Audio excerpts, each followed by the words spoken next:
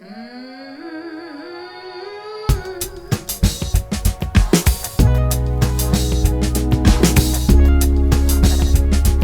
welcome to the For Evansville podcast, where we talk not just about living in Evansville, but being for Evansville. And we bring guests on to talk about how the things they're learning and doing are contributing to the overall flourishing of Evansville. So today I've got Aleisha Sheridan, the CEO of Building Blocks, with me, sharing her insights on why early childhood learning is so crucial for the growth and development of our community and the challenges we face in this area, and just kind of some innovative solutions being implemented to address these issues. So let's sit back, relax, and join us as we just explore the important role of early childhood learning in Evansville. So Aleisha, welcome. Thank you. We're so glad you're here with us. So first, let's just talk about Building Blocks in general for those listeners who don't know what it is. Okay. So Building Blocks has been incorporated for 48 years, but about 3 years ago, we changed our names from 4C of Southern Indiana to Building Blocks. Okay. We were going through a lot of changes. I came aboard around 7 years ago, and the company just looks different than it did in the past. It evolved for good reasons. You know, change is always inevitable, and it can be great, and it has been great for the community, the services that we provide at this point. When I came on, we covered 11 counties in Southern Indiana. We now cover 28 counties. So we go from east to west and on the southern tip. So very intentional about the focus on early learning, accessibility, affordability, and quality of the care in this area. So Evansville, would you say, has a problem with early childhood learning, or why do you need to exist? Yes. Yeah. So Indiana does early childhood much differently than a lot of other places. Oh, okay. Yeah. And so coming from a different state and being involved in other surrounding states, the makeup of how early learning is approached is different. And when I came aboard, I did a lot of time just spending time at the child cares, learning about what is high quality and what does that mean. We're not a regulatory agency, so we're there just to provide support. The state is actually the holder of all regulations and the checking of all regulations. But we come alongside and in the affordability area, we carry the vouchers for Vandenberg County. So meaning that if you are at a certain percent of the poverty level, then we're able to help get you applied for and get a voucher to take your child to a high quality facility, or any facility, but a high quality is where we encourage everybody to take their children. We also have referrals that we do. So that accessibility is a crucial piece right now. You're hearing a lot about, we don't have enough spots, or I can't find childcare. Sure. A lot of new moms, even when mine 23 years ago, when mine were little, you couldn't find infant care. You know, I moved back in the area from Lexington and searched high and low for somewhere to take my child as an infant, as a 1-year-old. And you had to be on legacy list. And new moms and dads, they know this, you know, they're sometimes surprised by it. But it's not a new problem. It's just been highlighted recently. There are extreme staffing shortages right now in the field. And so that's making it all across the board a difficult thing. So even our preschool and our toddler areas, we're just having a difficult time keeping classrooms open due to the fact that there aren't people to staff those areas. The pay isn't very high. You know, children are our greatest gift given to us as parents, but, you know, infant care can be upwards of $225 a week. Yes. And so you know, you have to start making choices. Do I take them to a child care, or do I stay at home? You know, is it going to will I make enough money to even cover the cost of child care? But that's where we focus on that last bucket is the quality. So you want your children to be exposed all day long. You want to take your children somewhere to where you know they're safe. You know you can go to work or go to school, whatever you're doing, and know that your children are being well taken care of and that they're doing fun things during the day. Right. What parents don't know to understand is that 85 to 90% of the brain growth happens before the age of 3.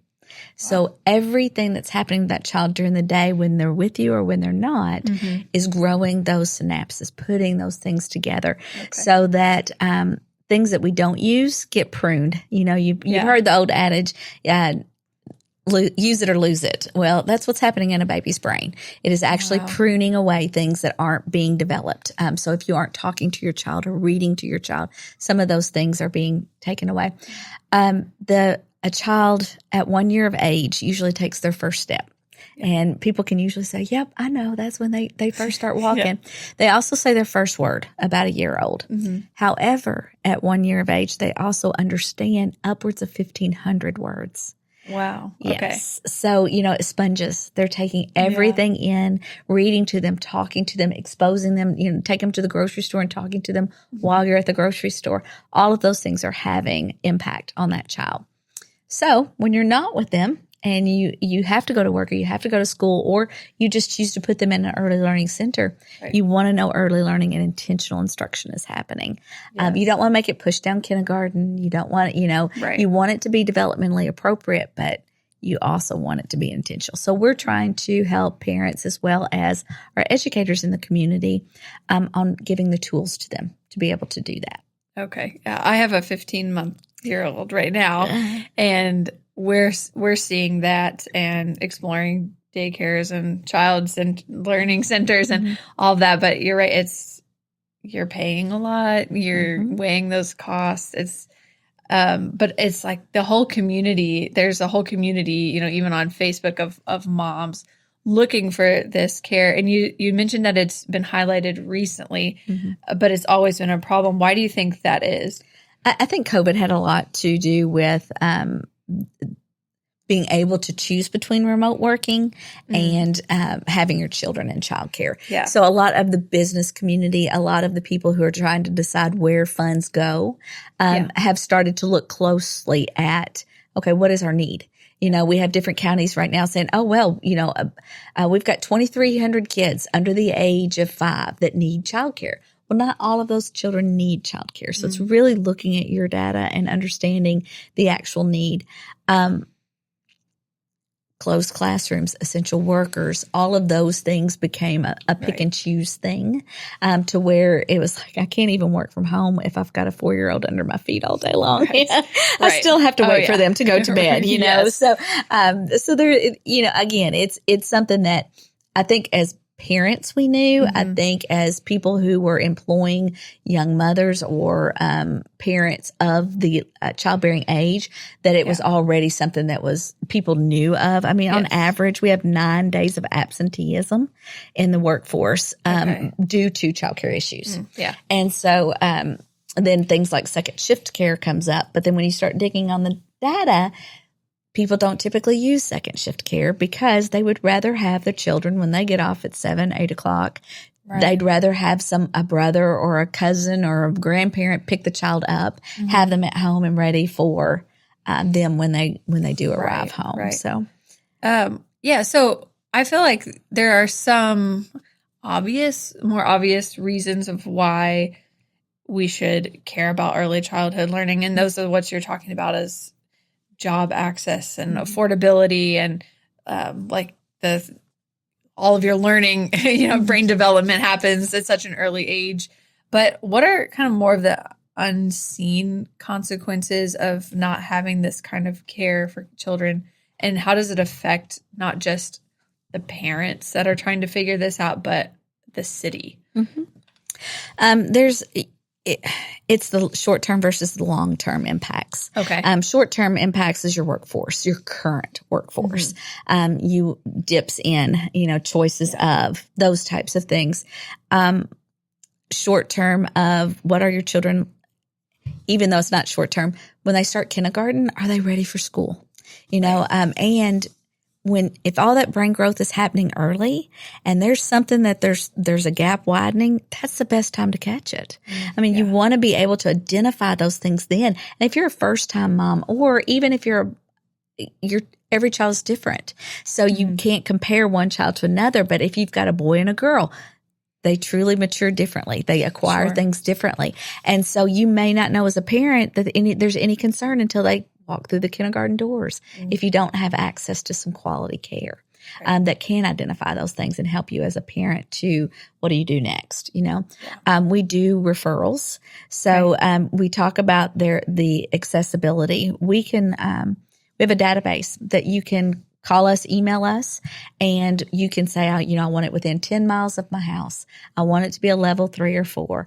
I want these hours for it to be opened. And then I want, X, Y, or Z. We put all of those into our database, and then we produce a list for you that meet those qualifications so that it narrows that list for you to be able to visit those particular places. Okay. Okay.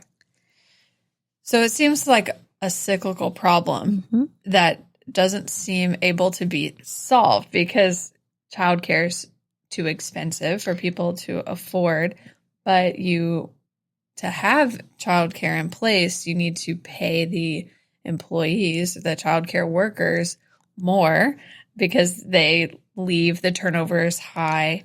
So, but then that drives the price high. So is there any sort of relief there? There's a lot of focus at the state level to work on infrastructure to determine how to do this. I mean, we can solve and do some Band-Aid things locally, and those attempts are being made. The business community is talking about those things. However, it still goes back to until you change the infrastructure, you can't sustain that level throughout years, You could, but you're really digging deep into some other pockets and budgets to be able to do that. HR departments and larger corporations around here are looking at, okay, how do we do this? How do we provide benefits to those who don't qualify for vouchers, but still don't make enough for it to be advantageous for them to work for us? Vanderbilt County, Evansville has one of the strongest business community support systems for early childhood. They are truly looking at and diving deep into. I couldn't be more proud to be a part of a city who cares that much about that current workforce and their long-term workforce. So that's where the tide is changing as well. We talk to businesses and say, even if you want to invest, if your current issue and the reason you want to invest is your short-term workforce, why don't we do it this way? In order to make sure your long-term workforce, when you probably won't be here any longer, but that workforce is stronger. And that starts in early childhood. So, if you're going to invest into a certain childcare, have certain expectations of what your impact is going to be. Measure some student outcomes, determine what those things are going to look like. And that's that last branch that you have the information on there, is that quality piece. What do we do? What do we expect? Let's take your 15-month-old, for instance, right now. Boy or girl? Girl. What is she doing? What should she be doing? Do you know that as a parent? We before we have the child, we're like, what to expect when you're expecting, and we know all of these things. But then when they're born, the reality is you've become a parent, and you're not sleeping. You're not. You're trying to get you and someone else ready and going somewhere. So what do you know about? How do you focus on those things? And so we started with school readiness. We started with 3 and 4-year-olds in 27 sites, and we started looking at do they have the tools as educators to do true early learning? There are 36 objectives that we look at and say, where are the children at 3 and 4 on these particular areas? For instance, 20A is a math concept. It's easy to describe. Lots of kids, 3 or 4 of the parents will say, oh, look, they can count to 100, and that's called rote counting. And that is, 1, 2, 3, 4, 5, 6, 7, 8, 9, 10. But then you put a handful of forks in front of them and ask them how many forks they have. Can they object count? Can they tell you a 1-to-1 correspondence? What we see is math is a weakness in some of our children. And so they're doing great in literacy. They're doing great in their social emotional, they get along, turn take with their peers. Self-help skills are great. They can zip up their jacket. They can put their shoes on, hang up their backpack. They're reading not reading, they're identifying environmental print like the McDonald's sign, things like that. But they just cannot count those forks. They don't know how to count 1-to-1 correspondence. Well, instead of worrying about, you can teach that child in every other area except for math. You're going to have to do something a little bit different.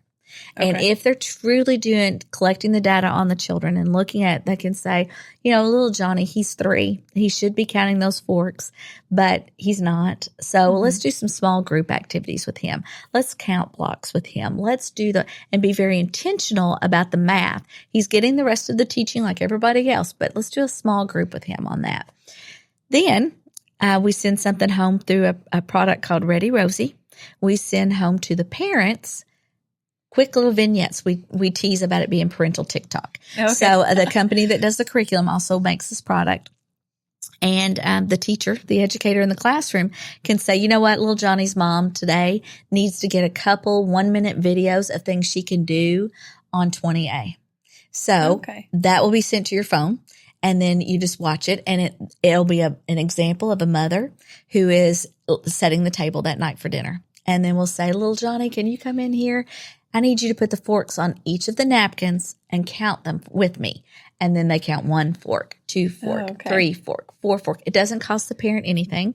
It teaches the skill, and the parents then understand, oh, my child should be doing these things. Right. So I'm going to count more. Whenever I get 3 apples at the grocery store, I'm going to put them in the bag. 1 apple, 2 apple, 3 apple. Let little Johnny help count. And then also we know on the back end, did the parent do it? Were they engaged with it? Those types of things. And another skill is being taught. Yeah. So we're very excited about that opportunity to actually have the parents help teach the children and extend that learning on things that are just quick and simple and no cost to them. Yeah, that would be so helpful. To know you're not reading those papers that come home in a folder. I'm not crafty at all. And so I would get, in my little red folder every Friday, here's all the things you can do with their kids, and it'd be 4 or 5 pages. And I'm thinking, we're taking a bath, we're getting ready for school tomorrow, and the lunch is packed. Right. So that's great. So you were talking about some studies. There was one that we were talking about building with you guys, building blocks in Potter's Wheel and their Bullpups program, and then Carver Elementary. Can you talk about those studies and kind of outcomes? Yes. Yeah. So a lot of the work, we are working with the University of Chicago and Dr. Heckman, who is a Nobel Prize economist who focuses on the return of investment for the communities around early childhood. And so the project that we're working on ourselves is the bigger project. But Chris Fleming and I have spent a lot of time speaking and talking, who's over Potter's Wheel. Yeah. And she said, Aleisha, I'm really working on our community. I want to invest in this geographical area right here. Yeah. Early childhood is part of that pipeline. What do we do? How do we do this? And I said, Chris, give me some names, and we'll start from there. She started her baby bullpups. It was great. It's a summer quick program to get the relationships built, to really talk to those parents about the importance of anything that's underneath their umbrella. And that's for students they're going to be students. So that's getting them prepped for school. Correct. Okay. Correct. But it is quick. It is, what they do with baby bullpups is just a short-lived thing. And she was like, I know it has to be bigger than this. And I'm like, well, it is. Yeah. And, in the community themselves, some very strong community members wanted to invest in building something for those kids in the area. And that was great. I'll help support that any way that they wanted to and been through that process before. So, how can I help do that? But it's going to be a 5-year project. So I looked and said, okay, what do we want to do right now? How many kids do you have on your list that are living in this area under the age of 5? Bethany was employed there at the time, and she said, I have 41. And she'd already made those connections. She knew of 41 kids that we thought, okay, what are we going to do with these 41? Yeah. So we looked around in that area and found some already operational ready, already existing childcares that were involved with us with this pilot. So that we knew that, okay, we can take some variables out. We could really say, did this investment mean anything? Did it matter? And we approached one that was very open. She had 2 classrooms that had closed because of COVID and staffing. Okay. And I said, if we can help open up these classrooms, if we can find a funder who will purchase the toys, the materials, all those things that you need in the classroom, would you be willing to open those up? And she said, well, the issue. I said, absolutely. It's staffing. Right. And she said, let's see what we can do. And I said, okay. So then we started working with the parents. Paperwork is a big barrier, but a necessity. Yes. So we had a triangle of Carver employees, my employees, and then Potter's Wheel group. Okay. And then the principal at Glenwood, saying whatever I can do to help. These are my future students. I want to be able to help with this. Wow. So the community members came. We did a big rush, trying to get everybody in and be excited about possibly coming. Got some students enrolled. Then we started looking at the parents of those students. Would you want to be a teacher in that classroom? Would you want to do that way? Yeah. And we'll give you the tools in real time, but we're also going to help you with a 2+2 program. So if you're interested in early childhood, then we're working with Ivy Tech and USI that we'll start it. And then while you're at work, we'll come in on your breaks, those types of things, and give you the education you need to get your bachelor's degree. Wow. And we'll pay for every bit of it through some diversified funding. Sure. And so then we thought, well, at least we'll retain them for 4 years. Even if they leave here once they have the bachelor's degree, they've been with them for 4 years, which is a long term in the childcare world. Yeah. But quality, that goes back to quality and intentionality. Yes. And with our kids that are of the social economically disadvantaged arena, the parents are working 2 to 3 jobs. They're trying their best, but they don't have the tools either, So, but I've worked with doctors and lawyers that are like, I know what to do in my arena, but these 3 and 4 year olds, I don't know. Tell me what to do with these kids. Yeah, I love that you're, bringing the parents along in the process and even saying, we're going to help you because helping you is going to help your children and helping your children is going to help you. And it's just, that's awesome. But you're also mentioning USI and Potter's Wheel and Carver and all these people and even Chicago, so many people working together. Yes. To make this successful. Well, let's go back to what you're doing here for Evansville. It took me less than an hour to contact people that were wanting their private funders for those classrooms. But they said, tell me about this project. Tell me, I want to put some stipulations on it because I'm writing a check out for $30,000+ to support these classrooms. But if they're going to do the work that we see here, then absolutely we want to support that. Yeah. That's local people here in Evansville. Yeah. That is people who are hearing the great things that are going on and want their community to be stronger and better. Mm-hmm. And they want to work through our community sectors, our families, so that they can have impact, and they want to remain private. Mm-hmm. And it's a beautiful thing to know that people aren't doing it with their hands out. Yeah. They're doing it to wrap around. No, that's beautiful. Mm-hmm. I love that. And so that's what I want to talk about here is, as we're talking about our, kind of purpose for this podcast is to get people to not only be educated in these topics, but how can I be for early learning child care? How can I be for my neighborhood, and ultimately, how can I be for Evansville and live in that way? And so you talked a little bit about businesses investing in those, maybe even not the larger businesses, but even maybe the small business owners.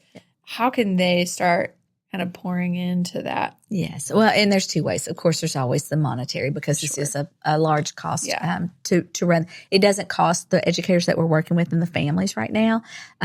For their 3 years, it doesn't cost anything. Okay. And so we are raising money as a nonprofit to make sure it costs us around $24,000 a classroom for the 3 years. Wow. Okay. But it is their curriculum, it's their training, it's the coaching behind it, it's the license for all of the Ready Rosie pieces and things like that, so that nobody's financially burdened until they can see if it works for them or not. Yeah. But there is a greater immediate need right now that people can give. Single mom, I didn't have the money even at church to tithe. I did. I grew up with I'm a little old school, but 10% tithing to the church. Sure. But there were times that I just couldn't do it. So I wanted to give up my time. I wanted to be able to give that. And volunteering for us is priceless.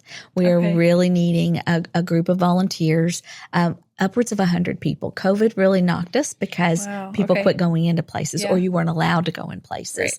And so we have things at the office that are clerical for those who don't want to get involved with the littles. But those who really want to work with them, we have a staff member that will be going into the classrooms so our teachers can leave and not leave the building, just leave the classroom so that they can look at their data and talk to one of our coaches about what their data is saying, where they want to go through. And our lead staff member in the classroom can use 3 or 4 people at a time to be able to implement some food and nutrition aspects, some gross motor things and some reading that would be going on. So even if you could spare an hour a week, it would be a great help to the work that we're doing. Yeah, and they would be in the classrooms interacting with those kids, building those relationships. That's really cool. So that's what my next question was going to be, volunteers. Like if the money aspect you can't give, or I know that we're trying specifically to get churches to wrap around early child learning. And so where can churches fit in, you said people, and are there any other ways to help alleviate, maybe not just giving once, or big checks, but like just alleviate some funds for these daycares? There's always the consumable things, so buying boxes of crayons here and there, those types of things.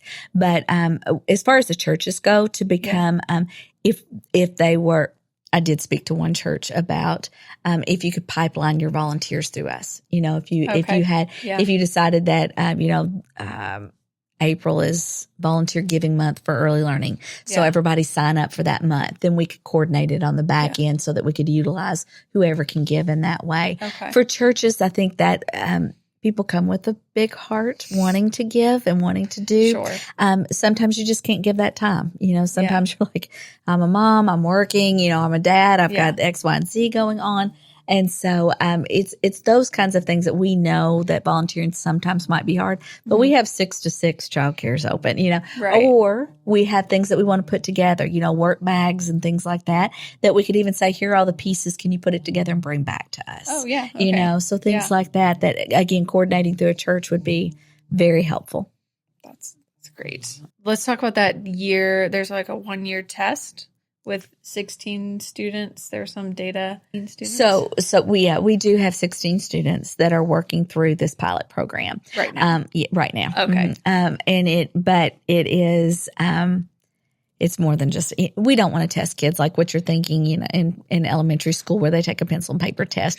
It's ongoing assessment of those children. We create a baseline. So we do about 7 instruments to the classroom. We administer them in the classroom and with the individual students, and create a baseline for where the children start. And then after the year of implementation of the curriculum and monitoring and those types of things, then in the spring, we reevaluate and see how much impact was there. I shared recently the data on the teacher education and effectiveness, the site level effectiveness, and then our student outcomes for that first year with those 1,200 kids were statistically significant. So we showed that, yes, this works. Implementation of it does make a difference.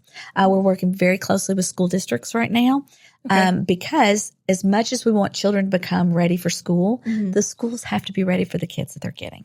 And so little Johnny, who's having problems on 20A, if we can let that kindergarten teacher know that he has struggled with this, he's made so many gains, but he still needs a little bit of help in math, then that teacher has a leg up whenever he starts in kindergarten that, okay, we're not going to miss any ground here. I need to pay attention whenever I'm doing any of my math lessons that he's getting it, that he's made, those types of things. And so we want to be very strategic and speak kindergarten language in order for it to be of any meaning to them, for them to want the information that we hold. So let's dream for a minute that if this issue of, let's say, everyone had access to affordable, great early childhood learning, and we saw that kind of problem solved for our city's kids, what would our city, can you dream for a minute of what our city could potentially look like, or what kind kind of impact would that have on the entire kind of ecosystem of our community? Yes. Well, again, it's a long-term impact. So you're going to be looking at a workforce 15 years from now that is much stronger. And not only, a lot of people start with the social emotional aspect and the routines and the rules, the hidden agendas of a school when you start kindergarten. Yeah. And those are essential things. But think about the fact that these gaps that are identified. I had a board member come to me 7 years ago. I cannot believe her son's about to get his permit. But she came to me and she said, I was in high quality level 4 childcare. I have the resources to put around my child.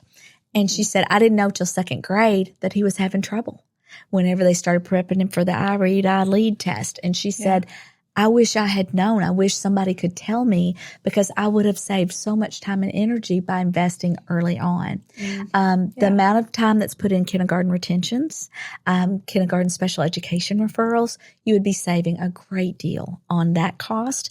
But your community as a whole just becomes stronger because there's that positive of we all know our strengths and weaknesses. Think if you knew that early on. Think about the fact that you could know, okay, yes, I've got to grow and get stronger in this, and I'm developing strategies at this age to be able to do that.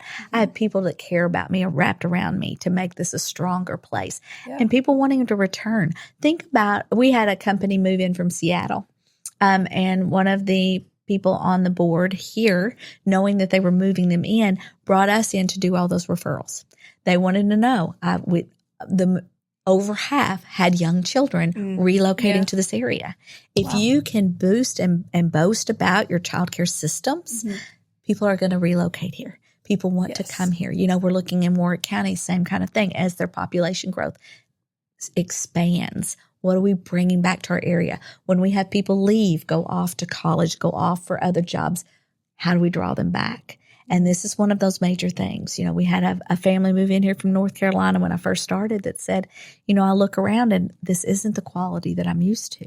Yeah. And they chose not to stay, and so, and like I said in the beginning, you have a 15-month-old. They are the greatest gifts we'll ever get.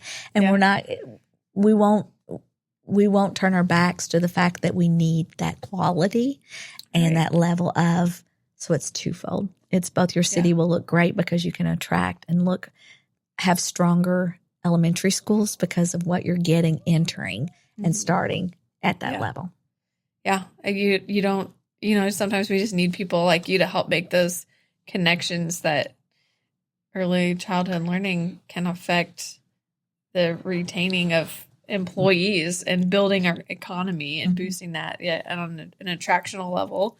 But also, like just kind of the learning how to keep people here and what makes Evansville great, and seeing that as it is a great place to live and work and raise your kids, but there are issues like every other place. But well, that's great. There's a lot of national research about your investment in people versus potholes, and that's what Heckman speaks a lot about. He said we spend a lot of time in the infrastructures of cities, the potholes on the streets, those types of things. But by reducing, you're going to reduce your crime rate by investing in early childhood. You're going to reduce, what's the familiar one that statistics show that a lot of cities look at their 4th grade reading rates to determine how many prison beds to have. And so I was going to mention the preschool to prison pipeline that Evansville seems to have. Yes. It starts, like you said, in early childhood. And people are like, they can't make the inference for what happens there. And what happened, we teach children to read up until the 3rd grade.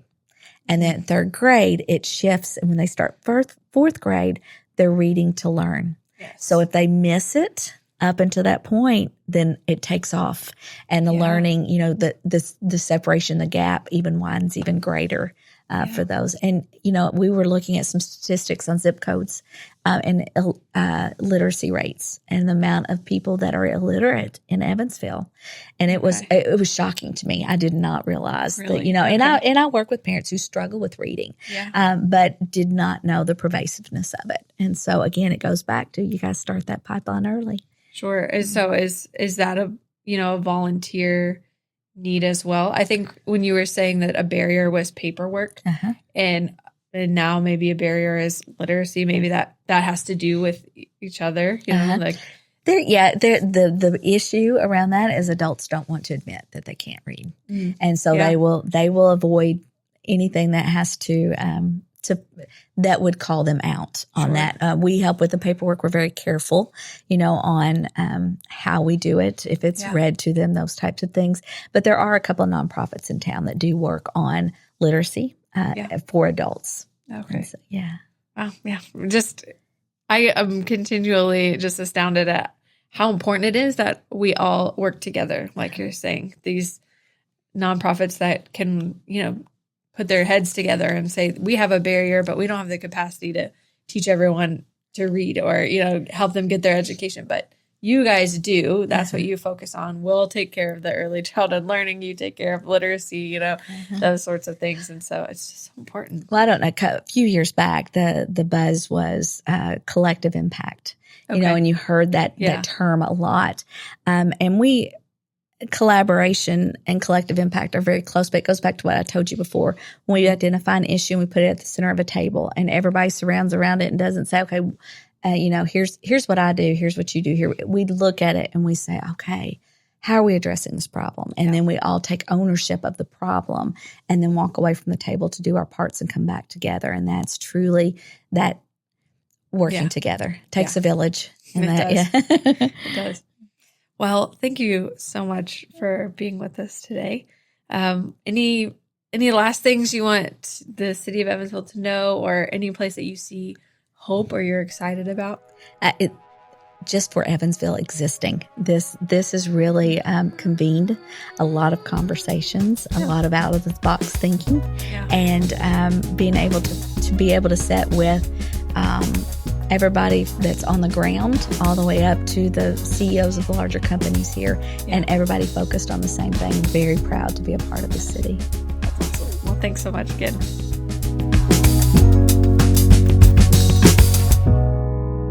Hey, co-host Adrienne here. And out of all the thousands of available podcasts, you're listening to this one because you love Evansville. Well, we obviously love Evansville too, but we can't tell these stories without the support of people like you. So before we get started with today's episode, we want to give you the opportunity to partner with our storytelling work here at For Evansville. Your donation will allow us to continue to share these unique stories about how people are working together to make Evansville a place where everyone can flourish. And the cool news is right now we have a $50,000 match, so any gift you give will be doubled. So help us complete the match before the end of the year by going to forevansville.org/podcast partner, or you can find the link in the show notes. Thanks for being For Evansville.